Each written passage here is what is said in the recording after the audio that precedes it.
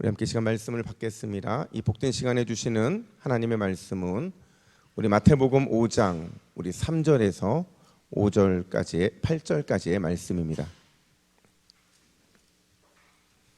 신약성경 5면입니다. 5면에 있는 마태복음 5장 3절부터 우리 8절까지의 말씀, 우리 한 절씩 함께 교독해 읽겠습니다.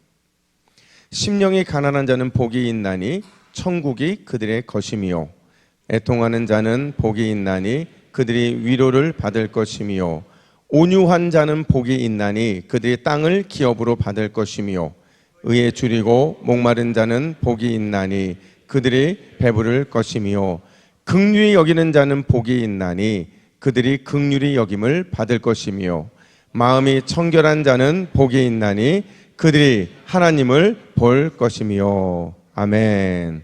할렐루야. 우리 옆에 분들에게 이렇게 한번 인사해 볼까요? 기도의 불을 켭시다.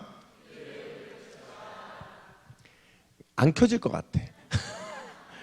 인사하는 거 보니까 한 번 더 인사할 때 우리가 확신을 가지고 열정을 가지고 이렇게 인사하겠습니다. 기도의 불을 내가 켜겠습니다. 기도의 불을 내가 켜겠습니다. 아멘. 여러분, 중요한 거 한 가지 한번 제가 이런 질문을 좀 드려보고 싶어요. 여러분 다 예수님 믿으시죠? 예수님을 믿는 여러분들의 삶의 목표는 뭔가요? 여러분 왜 사세요? 내가 예수님을 믿는 사람인데 과연 내가 왜 살아가고 있냐는 거죠. 이렇게 주관식으로 질문을 드리면 아무도 답변을 안 하잖아요. 그래서 제가 세 가지 33%의 가능성을 가지고 한번 맞춰보시는데, 우리의 삶의 목표가 뭐냐? 무엇인가를 갖는 것이다. 무엇인가를 하는 것이다. 무엇인가가 되는 것이다. 여러분, 이 세 가지 중에서 그리스도인인 우리의 삶의 목표는 뭐가 돼야 될까요? 세 개 다이신 분들은 욕심이 너무 많아요. 세 개 다는 아니에요. 우리가 잘 아는 이야기가 있어요. 우리 한경진 목사님이 은퇴하시고 나서 은퇴하기 전보다 훨씬 많은 목사님들을 만나게 되는데 찾아오신 거죠. 찾아와서 목사님들마다 한결같이 한경진 목사님께 물었던 질문이 뭐였는지 아세요? 어떻게 하면 좋은 목사가 될 수 있냐는 거죠. 어떻게 하면 목사님처럼 능력 있는 목회를 할 수 있냐는 거예요. 어떻게 하면 인정받는 삶을 살 수 있냐는 거죠. 이 질문에 목사님의 한결같은 대답이 뭔지 아세요? 좋은 목사, 능력 있는 목회, 인정받는 삶 이전에 뭐가 되라고요? 그렇죠. 성도가 되라는 거예요. 성도가. 먼저 좋은 성도가 되면, 그러면 자연스럽게 좋은 목사도 될 수 있고 능력 있는 목회도 할 수 있고 인정받는 삶도 살아갈 수 있다는 거죠. 여러분, 다시 한번 물어볼게요. 그리스도인, 예수님을 믿는다는 우리의 삶의 목표가 뭐가 되어야 되는가? 갖는 것, 하는 것, 되는 것, 뭐예요? 여러분, 우리의 삶의 목표가 무엇인가를 갖는 것, 무엇인가를 하는 것도 아니라 무엇인가가 되는 것, 엄밀하게 말하면 예수님처럼 되어서 작은 예수로 살아가는 것, 그게 바로 우리의 삶의 목표가 되어야 되는 줄로 믿습니다. 여러분, 오늘 누군가가 여러분들에게 왜 기도하러 왔냐고 물어보면요, 뭐라고 대답해야 돼요? 작은 예수가 되기 위해서라는 거죠. 걸어다니는 예수님이 되기 위해서 여러분들은 이 자리에 오신 거예요. 또 누군가가 여러분들에게 도대체 왜 팔복의 말씀을 듣느냐고 물어본다면 뭐라고 대답해야 돼요? 작은 예수가 되기 위해서. 왜냐하면 팔복의 8가지는요, 예수님이 어떤 삶을 사셨는지를 보여주거든요. 예수님 자체를 보여주고 있다면 그래요. 우리가 여러분 방학하기 전까지, 한 달 전까지 우리가 몇 번째 복까지 함께 나누는지 기억나세요? 몇 번째까지 나눴다고요? 5번째 복까지 나눴어요. 여러분, 이런 반응 너무 좋아요. 다시 심령이 가난한 자를 해도 전혀 무방하지 않을 만큼 여러분의 그 모습이 참 좋습니다.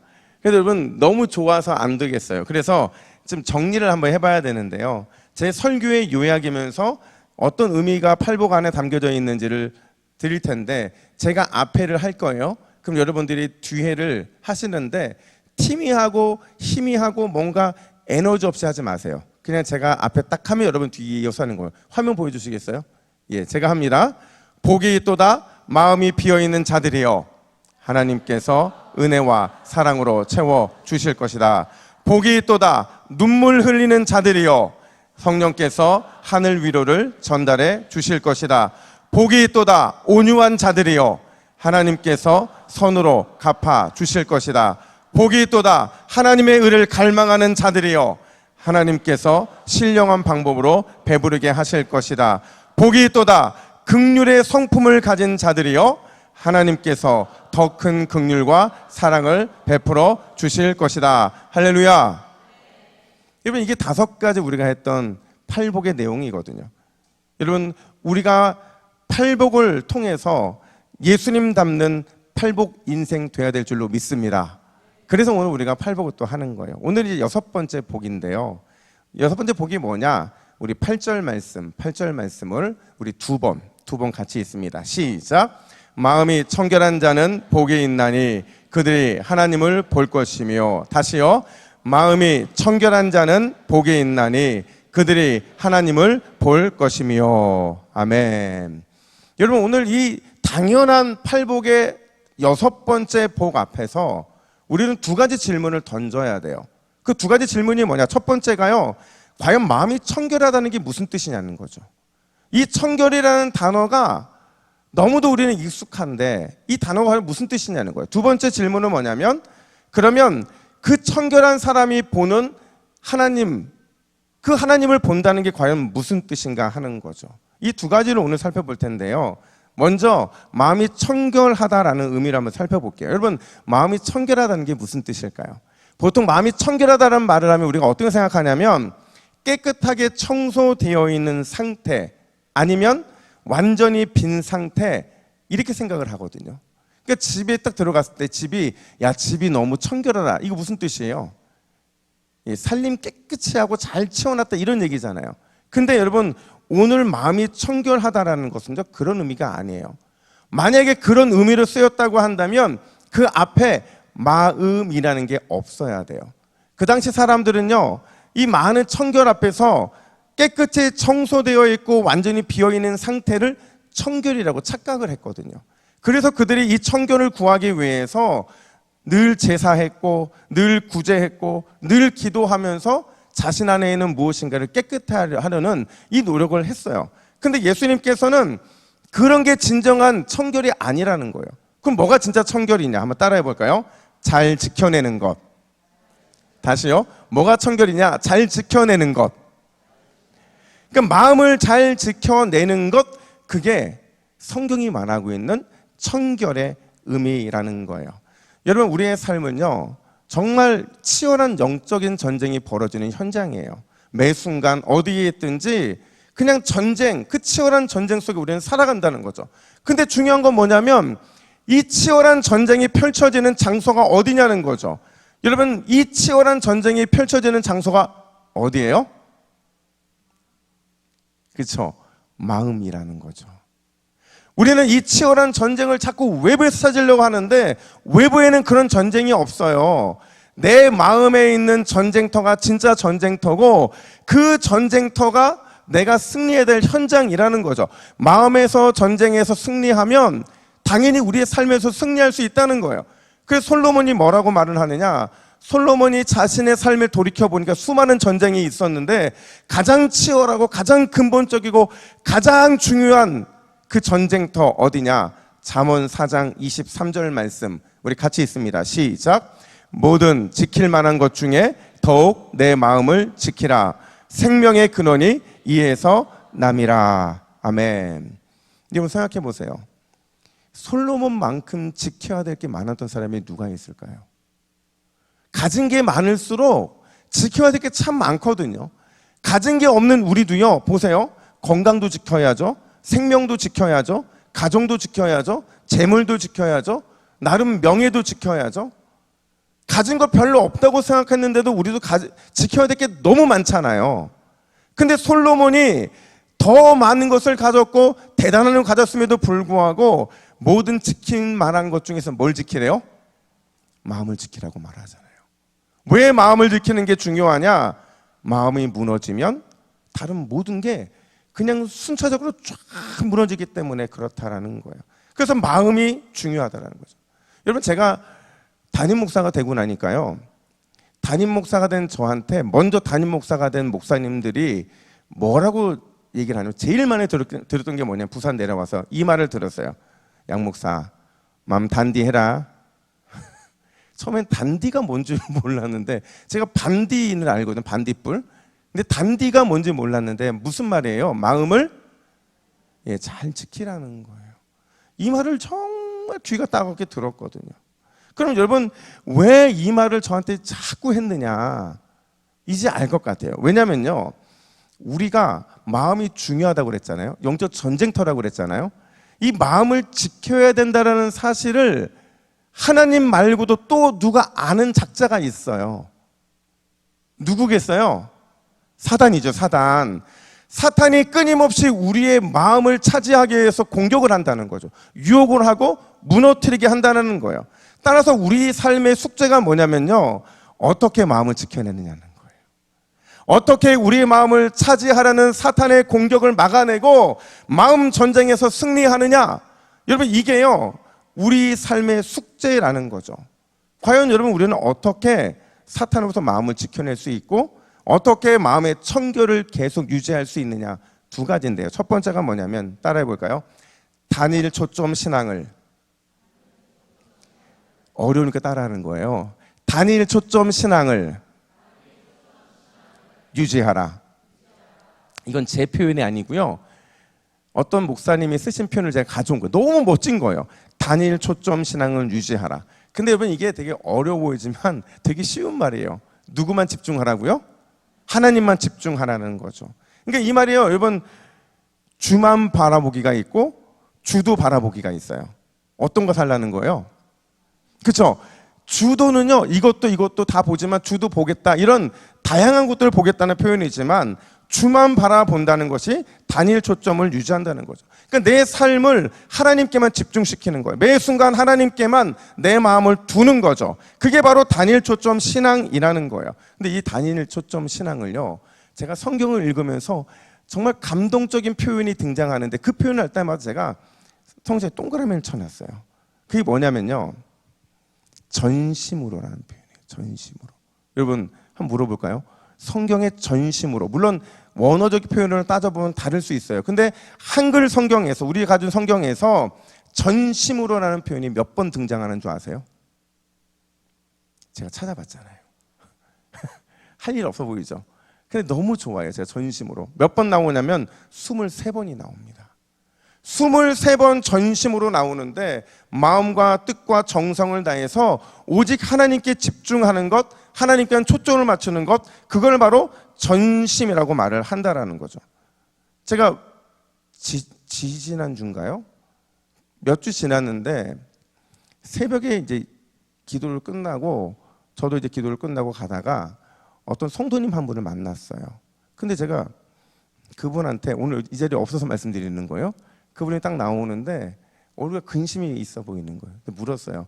아니, 얼굴에 이렇게 근심이 있으세요? 그랬더니 그분이 저한테 뭐라고 하냐면, 무슨 그게 티가 나요?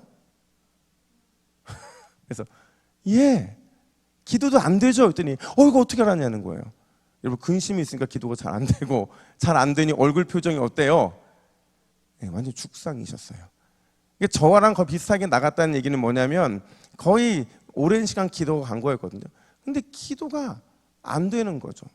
기도의 자리에는 있었지만 집중하지 못하는 거예요. 전심으로 하나님께 매달리고 전심으로 하나님 앞에 기도하지 못했던 거죠. 여러분, 전심이라는 표현이요, 반대 표현이 뭔지 아세요? 반대 표현? 반대 표현이요, 머뭇머뭇하다는 거예요. 머뭇머뭇하다는 게 성경에서 어디서 등장하는 줄 아세요?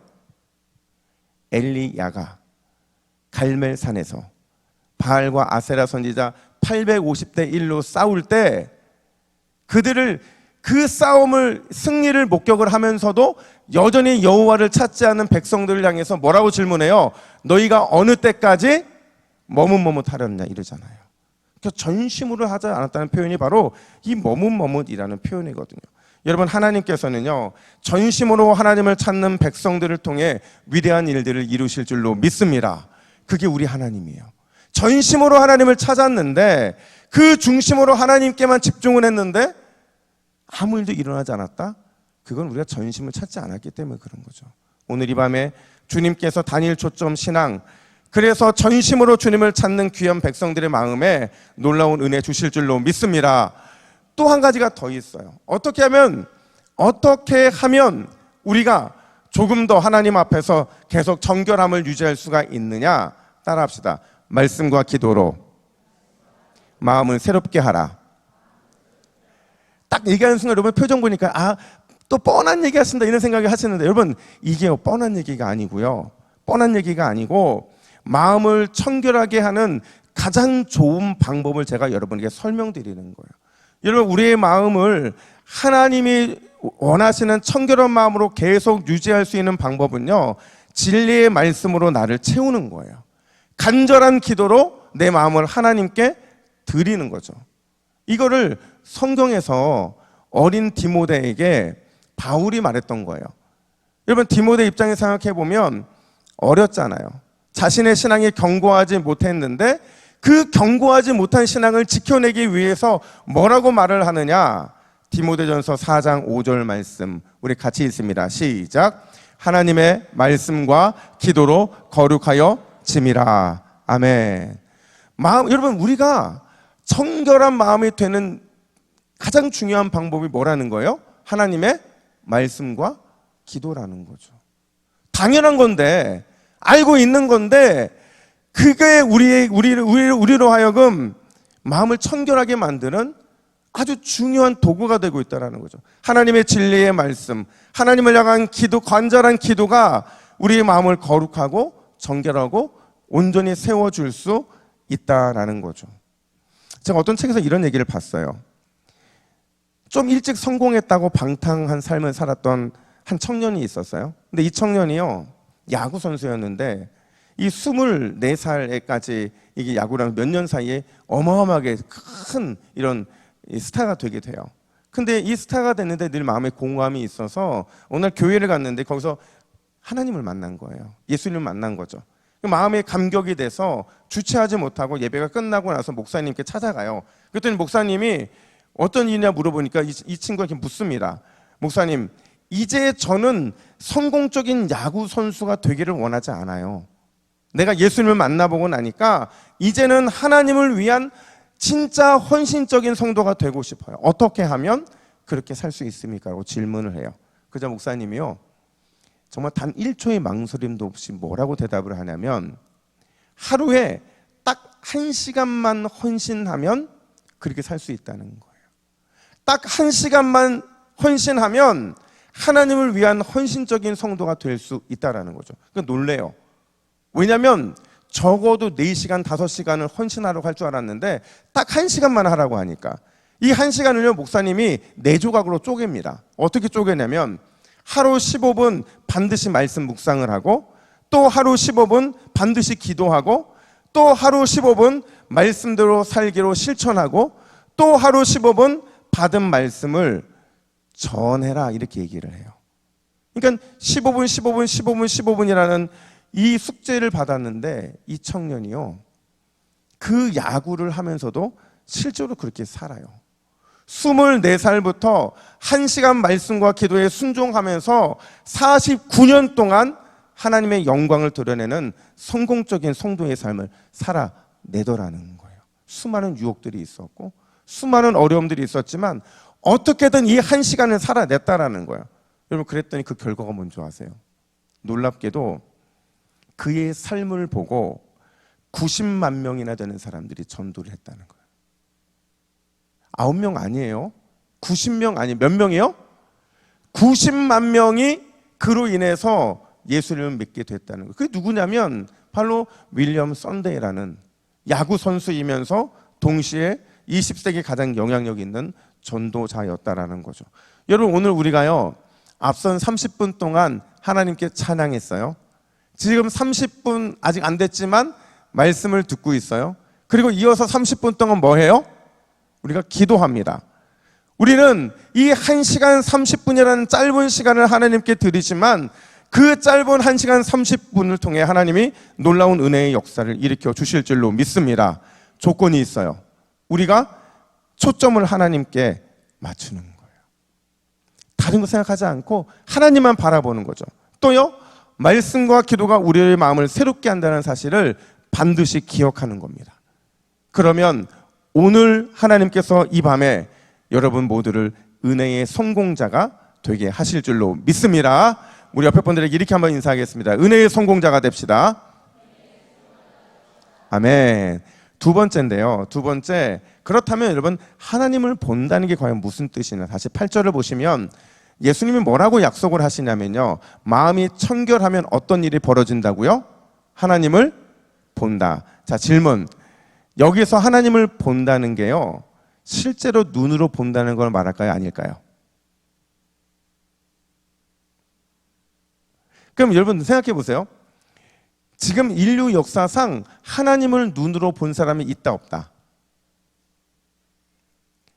지금 의견이 나뉘었어요. 인류 역사상 하나님을 눈으로 본 사람이 있다 없다? 있으면 그 사람은 마음이 청결한 사람이고, 없으면 인류 역사상에 마음이 청결한 사람이 없었다라는 거잖아요. 다시 질문이요. 인류 역사상 하나님을 실제로 눈으로 본 사람이 있다 없다? 없어요. 여러분, 영이신 하나님을 어떻게 봐요? 물론 이 땅에 오신 예수님을 보는 게 하나님을 보았다고 말할 수 있지만, 제가 말하는 질문은 진짜 하나님, 성부 하나님을 본 사람이 있냐는 거예요. 없어요. 물론 모세가요, 하나님의 등을 봐요. 근데 이 등이라는 게요, 인간에게나 있지 하나님에게는 영이시기 때문에 몸이 없잖아요. 그러니까 등을 봤다는 건 무슨 말이냐면 하나님의 흔적을 봤다, 하나님의 그림자를 봤다는 거예요. 하나님을 본 사람이 없어요. 본 사람이 없다는 거죠. 그러니까 결론적으로 말해서 그러면 하나님을 본다는 게 무슨 뜻이냐? 하나님을 본다는 건요, 하나님의 마음을 알게 됐다라는 거예요. 하나님을 본다는 것은요, 하나님의 능력을 내가 경험하게 됐다라는 거예요. 그래서 이거를 어떤 신학자는 뭐라고 말을 하느냐? 창조주의 흔적을 봤다, 이렇게 표현을 해요. 창조주 하나님의 흔적을 봤다는 거죠. 무슨 말이냐면 마음이 청결한 죄인에게 찾아오신 하나님, 그 하나님께서 자기 뜻과 마음을 알리시고 그로 인해서 위대한 능력을 우리가 경험할 수 있는 기회를 주신다는 거예요. 근데 놀라운 건 뭔지 아세요? 하나님의 마음을 깨달아요. 하나님의 능력을 경험하잖아요. 그러면 죄인인 우리 안에 어떤 일이 발생하느냐? 반드시 은혜의 흔적이 남게 돼 있어요. 하나님을 경험한 사람은요, 반드시 은혜의 흔적이 내 안에 남게 돼 있다는 거죠. 이걸 갈라디아서 6장 17절에는 뭐라고 하냐면, 내가 내 몸에 누구의 흔적을 지니고 있다고요? 예수의 흔적을 지니고 있다, 이렇게 말하는 거거든요. 그러니까 예수님의 흔적이 바로 은혜의 흔적인 것이고, 그 흔적이 있어야만 우리는 늘 청결한 삶을 살아가며 주님의 은혜 안에 거할 수 있는 거예요.